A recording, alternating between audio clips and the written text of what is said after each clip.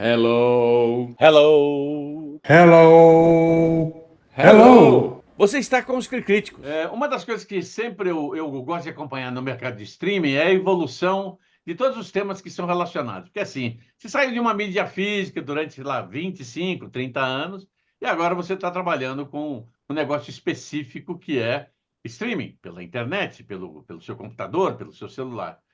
E óbvio, né, que é um termo muito batizado no início dessa história toda, que é a tal da guerra dos streamings, né, que sai a Netflix, aí entra a Amazon Prime, depois entra a Globoplay, aí entra um monte de outros canais e, obviamente, ninguém se tocou que o bolso do consumidor continua do mesmo tamanho, né?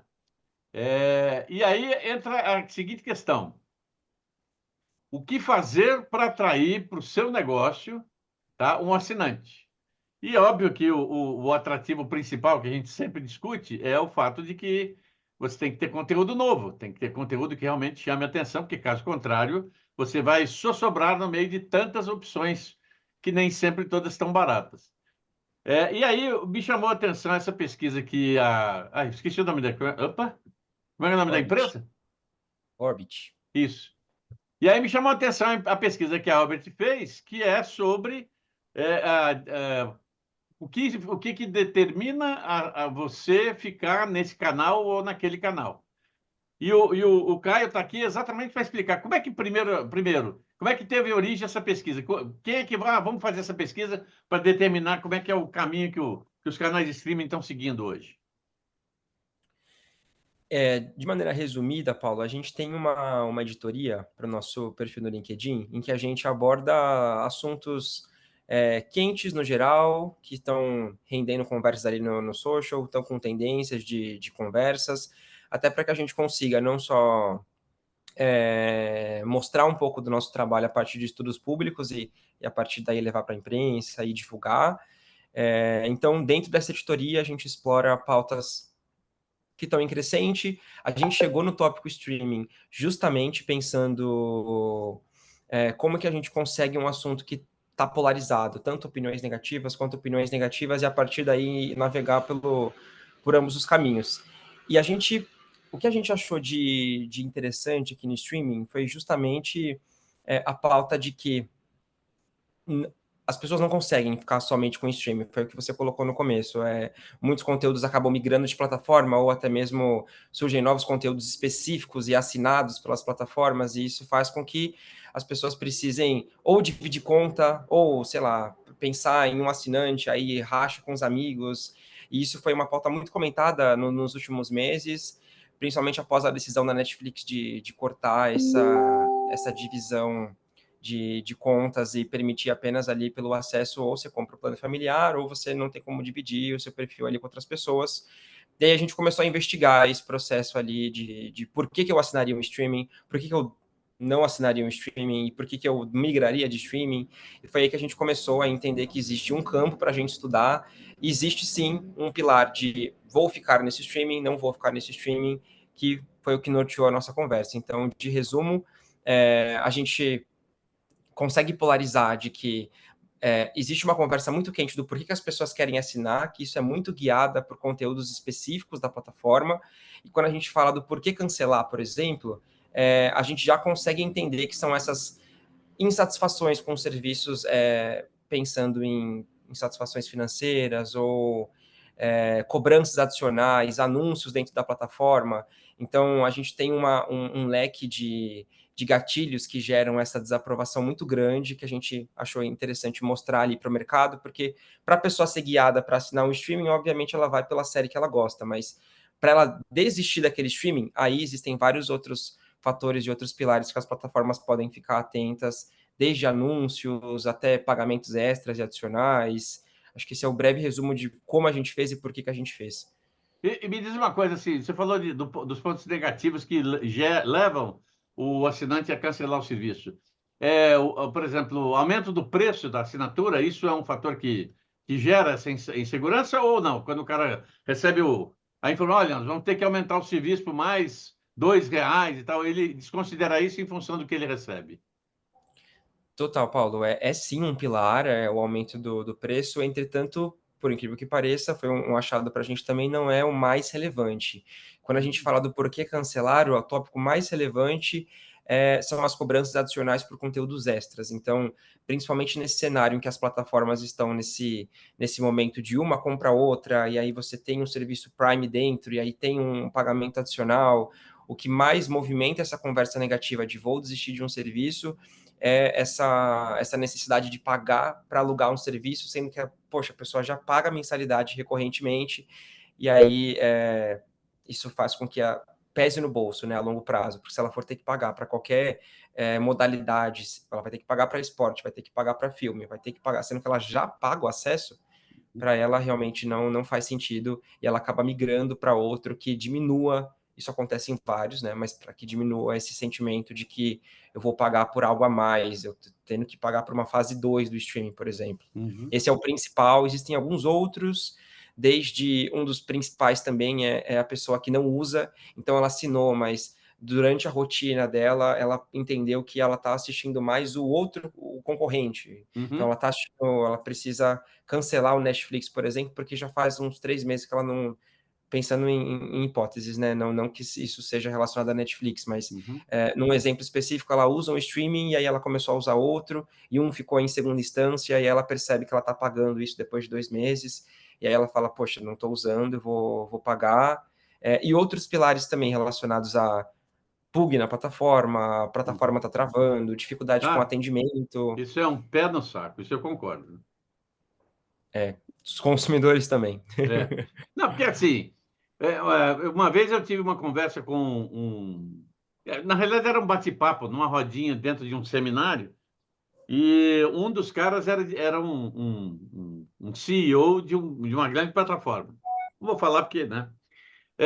E aí uma das coisas que comentou assim, fizeram uma piada com ele. A piada é a seguinte: você sabe como é que a Netflix trabalha a área de tecnologia, da informação, o TI deles? Não, como é que é? Pois é, eles têm 20 mil funcionários no mundo. 19.990 são de TI. Por isso é que todo mundo tenta se espelhar na Netflix, até mesmo por causa do conteúdo, mas na parte de tecnologia, os caras dão uma aula assim assustadora. Então, quando eu comparo, por exemplo, com um outro serviço, que tem, por exemplo, que a coisa que mais me irrita é você entrar num serviço, você está assistindo um seriado, tá? Então, você está assistindo, no meu padrão, legendado com som original, ok? Aí, na hora que você volta, você parou de assistir, volta a assistir no dia seguinte, ele está dublado, tá com a som, por quê? Eu não mexi em nada, né? Esses bugs são uma coisa que deve incomodar muito o consumidor, né? Total. Desde essa desconfiguração do tipo, estava dublado e aí depois está legendado, ou voltou para o início, eu perdi o progresso da série, até travamento mesmo, espelhar a tela na TV, para quem não tem uma TV, uma Smart TV, por exemplo, tem que espelhar do celular e aí não localiza ou não consegue acessar pelo computador. Então, toda essa questão relacionada à plataforma e como essa necessidade é atendida, a partir do momento que isso vira um problema, a pessoa procura o serviço de atendimento. E quanto mais difícil for essa conclusão, esse funil, para ela chegar lá no atendimento e falar, poxa, estou com um problema, está travando aqui, você pode me ajudar? Quando ela não consegue seguir essa linha de raciocínio, aí que ela já toma a decisão, porque são 2 pilares muito fortes, tanto a questão de tive um problema, a plataforma está travando, e a segunda etapa é como que eu vou resolver isso com o atendimento, e se o atendimento não fornece essa assistência, se a pessoa não se sente assistida ali pela empresa, ela, enfim, acaba migrando para outra plataforma, por exemplo. Interessante. Como é que vocês chegaram nesses números quer dizer, qual foi o mapa que vocês fizeram para chegar nesses números, por exemplo, Netflix, Amazon e tal, que são o nível de interesse do assinante e, ao mesmo tempo, de insatisfação quando começa a ter muita dor de cabeça? Metodologicamente, é uma pesquisa através de conversas públicas nas redes sociais. Então, a gente fez uma leitura de comentários e publicações que citam o nome dos principais streamings que a gente tem hoje no Brasil, mais os termos assinar ou cancelar. Então, para além de quem cita Netflix como algo de rotina, por exemplo, vou assistir Netflix hoje, após o meu trabalho, esses comentários a gente não trouxe para a nossa análise. A gente foi exatamente e cirurgicamente em quem falou vou cancelar a Netflix, ou vou cancelar o Prime Video, ou vou assinar a HBO. Então, os termos assinar e cancelar guiaram, para além deles, eles foram usados em conjunto, né, com os nomes das plataformas, e aí, a partir disso, a gente fez uma leitura classificando essas opiniões. Então, se aquele sentimento sobre determinada plataforma é positivo, se ele é negativo, se ele faz referência ao cancelamento, ou sobre a assinatura, e por quê.